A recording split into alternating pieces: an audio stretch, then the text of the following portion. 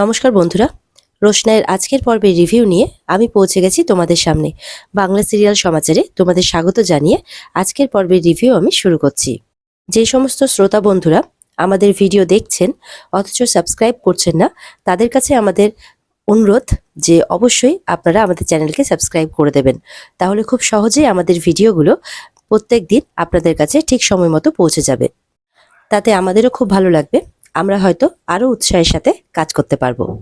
শুরুতে আমরা দেখতে পাচ্ছি রোশনাইকে তো রাজেশের দলের লোকজন নিতে চলে এসেছে, আর রোশনাই তাদেরকে পুলিশের লোক ভেবে তাদের সাথে চলেও যায়।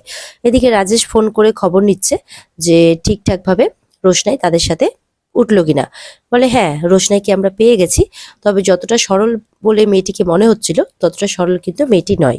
রাজেশও বলে হ্যাঁ, মেয়েটি একদমই সরল নয়, আর সিমটা চেঞ্জ করার বাহানায় ফোনটা অবশ্যই নিয়ে নেবেন আর সিমটা অবশ্যই চেঞ্জ করে দেবেন, এই কথাগুলো বলে দেয়। এদিকে তো আরণ্যক খুব রেগে যায়, তার ফ্যামিলিকে বলে যে তার পার্সোনাল লাইফে যাতে ইন্টারফেয়ার কেউ না করে। তখন বাবলু বলে তুমি এরকম কাজ করো কেন যে তোমার পার্সোনাল লাইফে আমাদের ইন্টারফেয়ার করতে হয়? আর তাছাড়া গরিমা তো তোমাকে একা কিছু বলছে না, গরিমা তো আমাদের সবাইকেই বলছে। আরণ্যক বলে রোশনাই এখন এই বাড়িতে নেই, রোশনাই এই বাড়ি ছেড়ে অনেক দূরে চলে গেছে, তার সেফটি দেখাটাও আমার কর্তব্য। সে ঠিকমতো পৌঁছলো কিনা, সে তার লাইফে অনেক প্রবলেম ফেস করেছে, আমি চাই না যে সে তার লাইফে আরো বেশি করে প্রবলেম ফেস করুক। আর তাছাড়া গরিমাকেও তো একটা গিফট দিয়েছে, আমাকেও দিয়েছে, এতে এত রিয়াক্ট করার কি আছে? আরণ্যক বলতে থাকে এতে এত রিয়াক্ট করার কি আছে? গরিমা বলে তুমি ভুল করছো, আংটি দিয়েছে বলে আমি কিন্তু রিয়াক্ট করছি না, আমি রিয়াক্ট করছি তুমি মিথ্যে কথা বলেছিলে বলে। আর আংটিটা ও আমাকে যখন দিয়েছিল সকলের সামনে দিয়েছিল, আর তোমাকে যখন দিয়েছে সকলের আড়ালে দিয়েছে। কিন্তু আরণ্যক বলে তোমাকে যেমন গিফট দিয়েছে আমাকেও তেমন গিফট দিয়েছে, এতে এত কিছু ভাবার বা বলার কোনো কিছু নেই। গরিমা বলে যে তুমি এই আংটিটা পরবে না। আরণ্যক বলে কেন? বলে আমি চাইছি তাই। আরণ্যক বলে আমিও তো অনেক কিছু এমন চাই যেটা তুমি না করো। আমি যদি তোমাকে বলি তুমি নাচটা ছেড়ে দাও, তুমি কি ছেড়ে দেবে? তখন গরিমা বলে আমার প্রফেশনকে তুমি পছন্দ করছো না, এই নাচটা হচ্ছে আমার কাছে সবকিছু, আমার সাধনা, আর তুমি আমার এই প্রফেশনকে ছোট করছো, আর রোশনাইয়ের দেওয়া আংটির সাথে আমার এই প্রফেশনের তুমি তুলনা করছো। ওদিকে তো জাহ্নবীও উল্টোপাল্টা বলে আরণ্যককে। আরণ্যক তখন বলে আমি শুধুমাত্র এইটুকুটাই জিজ্ঞাসা করেছি যে আমি যদি না চাই যে তুমি এই নাচটা করো তাহলে কি তুমি করবে, ব্যাস এইটুকুই। এরপরে গরিমা যখন আরণ্যককে আবারও আংটিটা খোলার কথা বলে, তখন আরণ্যক বলে আমি তোমার সব কথা শুনতে বাধ্য নই, আর তোমার প্রত্যেকটা কথা মেনে নেওয়াও কিন্তু আমার ধর্মও নয়, সুতরাং তুমি আমাকে কিনে নাওনি। গরিমা বলে তুমি রোশনাইয়ের দেওয়া আংটিটা আমার সামনে সবসময় পরে বেড়াবে আর আমাকে সেটা সহ্য করতে হবে, এটা আমার কাছে সম্ভব নয়। বাবলু বলে আচ্ছা ঠিক আছে, তুমি এই আংটিটা কেন পরতে চাইছো? তখন আরণ্যক বলে এটা আমার পছন্দ তাই। বলছে আচ্ছা, তাই যদি হয় তাহলে আমি এরকম সেম ডিজাইন তোমার জন্য নতুন করে গড়ে দিচ্ছি, তুমি এটা খুলে দাও। বলে বাবা, নিজেকে এরকম ভাবে ছোট করো না, এটা আমাকে রোশনাই দিয়েছে, আমি তার সম্মান রাখার জন্য এটা পরছি, এটা আমার চয়েস। এইভাবে বলে তুমি রোশনাইকে আমাকে আর নিজেকে ছোট করো না। এরপরে গরিমা আবারও বলে তুমি কি আংটিটা খুলবে? তখন আরণ্যক বলে আমি যদি আংটিটা না খুলি তাহলে কি আমাদের বিয়েটা ক্যান্সেল হয়ে যাবে? এটা শুনে তো গরিমা অবাক হয়ে যায়। তনুশ্রী বলে এটা কি অলক্ষণে কথা বলছো তুমি? আংটি না খুললে বিয়ে ক্যান্সেল হয়ে যাবে, তুমি এরকম ধরনের কথা কেন বলছো বারবার করে? ওদিকে মিনি বলছে তুই কিন্তু আংটিটা একদম খুলবি না, তোকে কিন্তু রোশনাই আংটিটা দিয়েছে, ওই জন্য একদম তুই এটা খুলবি না। মিনি তো এবার চিৎকার করে বলতে থাকে আর কাঁদতে থাকে তুই আংটিটা কিছুতেই খুলবি না, তাতে তোকে যে যাই বলুক না কেন, এই ব্যাকামুখী টুটাও যদি কিছু বলে তাও তুই খুলবি না। গরিমা বলে তুমি আমাকে অপমান করছিলে, এখন তোমার বোনও করছে।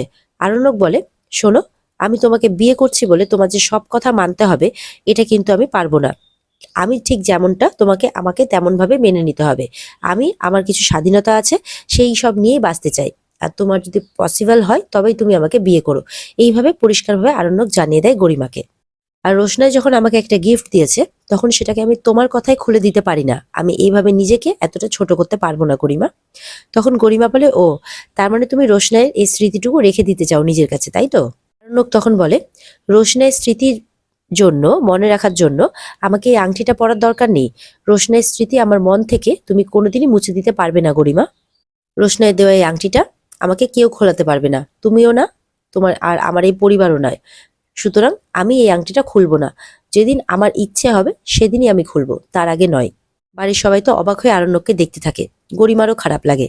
আরণ্যকের কথা শুনে মিনি তো খুব খুশি, হাসতে থাকে, হাততালি দিতে থাকে। গরিমা চলে যায়। এদিকে তো রোশনাইকে গাড়ি করে নিয়ে যাচ্ছে, রোশনাই আশেপাশে রাস্তা দেখে বলে, আচ্ছা আমি ফার্স্টে আমার গ্রামের বাড়িতেই যাব। তো বলে যে আপনি 2-1 দিন অন্য জায়গায় থাকুন, একটু সেটেল হয়ে নিন, তারপরে আপনি গ্রামের বাড়িতে যাবেন। বলে ভয় পাওয়ার কিছু নেই, আমাদের প্রোটেকশন সবসময় আপনার সাথেই আছে। তখন রোশনাই বলে আচ্ছা ঠিক আছে। তারপর রোশনাইয়ের কাছে ফোনটা চাওয়া হয়। বলে ফোনটা কেন? তখন বলে আপনার সিম কার্ডটা চেঞ্জ করতে হবে, না হলে এই সিম কার্ডের নাম্বার তো আপনার সবার কাছেই আছে, এমনকি যার জন্য এত প্রোটেকশন তার কাছেও তো আছে। তো আপনি কি আপনার টাওয়ার লোকেশন আগেই দিয়ে দেবেন? তখন রোশনাই বলে কিন্তু এখানে তো আমার সমস্ত নাম্বার আছে।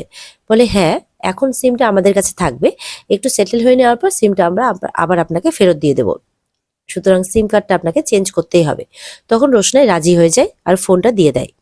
এরপর ওরা বলে যে ফোনটা তাদের কাছেই থাকবে। রোশনাই বলে ফোনটা আমার কাছে থাকলে হয় না, আমি তো আপনাদের চার্জেই আছি। তখন বলে না, আরণ্যক স্যার বলে দিয়েছেন যে আমরা যেটা বলবো সেটা আপনাকে শুনতে হবে, ফোনটা এখন আমাদের কাছেই থাকবে, তাছাড়া আমাদের কাছে থাকা আর আপনার কাছে থাকা তো একই ব্যাপার। তখন রোশনাই চুপ করে থাকে, বাধ্য হয়ে তাকে সেটাও শুনতে হয়। এরপরে পুলিশের সাথে আরণ্যকের কথা হয়। তারাই আরণ্যককে ফোন করে যে রোশনাই কি কোনোভাবে আপনার সাথে যোগাযোগ করেছে? আরণ্যক বলে না তো, আমার তো লাস্ট কালকেই কথা হয়েছে। বলে যে আসলে ওর ফোনটা সুইচ অফ আসছে, আমরা কোনোভাবে ওকে অ্যাক্সেস করতে পারছি না। তখন বলে কি বলছেন?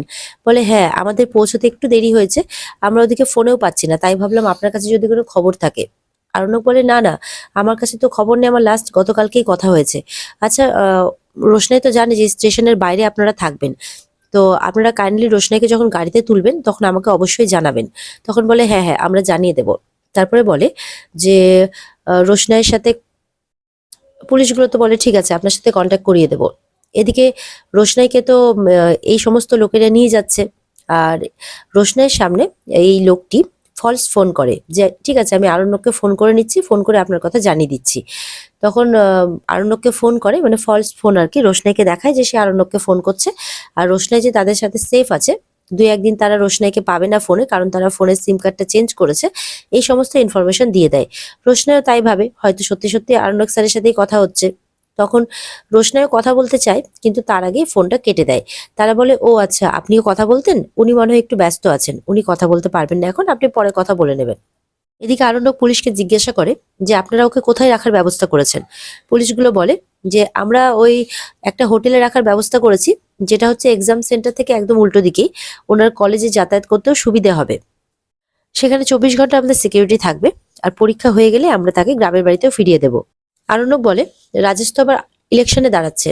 তখন পুলিশ বলে যে ইলেকশনে দাঁড়ালেও অপরাধী তো অপরাধীই থাকবে, একবার যদি রোশনাই ম্যাডাম এফআইআর করে দেন তাহলে আমাদের ওকে ধরতে খুব সুবিধে হবে। বারবার করে একটা মেয়েকে উনি অ্যাটাক করবেন, বারবার দখল করতে চাইবেন, এটা তো হতে পারে না, আর আমরাও এটা হতে দিতে পারি না। এদিকে দেখা যাচ্ছে পুলিশরা পুরো স্টেশন খুঁজেও রোশনাইকে কোথাও খুঁজে পাচ্ছে না।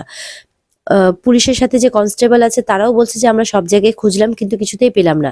পুলিশটা বলে যে আমাদের একটু লেট হয়ে গেল, আমরা জ্যাম্পে ফেসে গেলাম, তাই জন্যই আমাদের এতটা দেরি হয়ে গেল।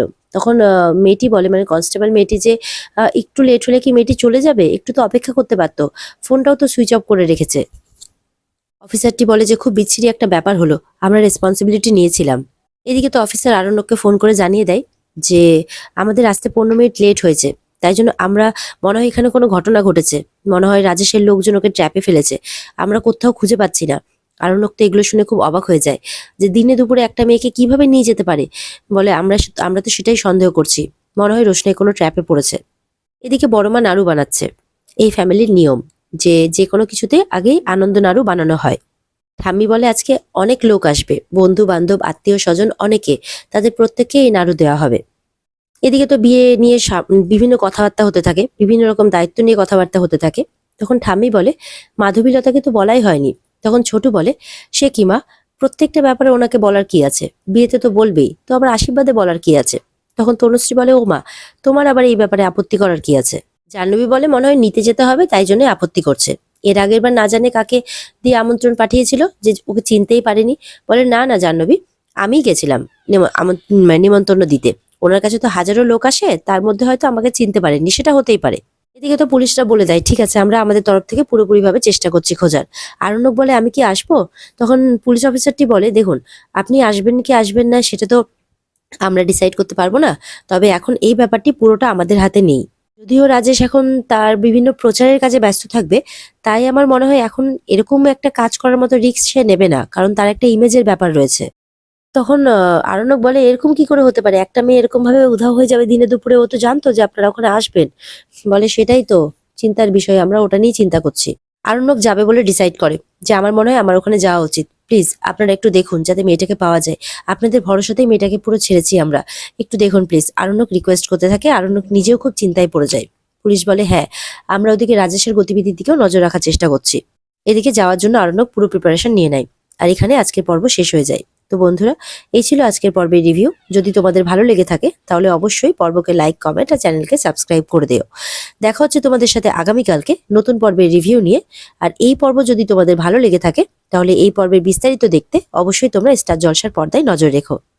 আর তোমাদের কাছে আবারও রিকোয়েস্ট, যারা যারা এখনো পর্যন্ত আমাদের চ্যানেলকে সাবস্ক্রাইব করোনি অথচ আমাদের ভিডিও রেগুলার দেখছো, তারা অবশ্যই আমাদের চ্যানেলকে সাবস্ক্রাইব করে দেবে।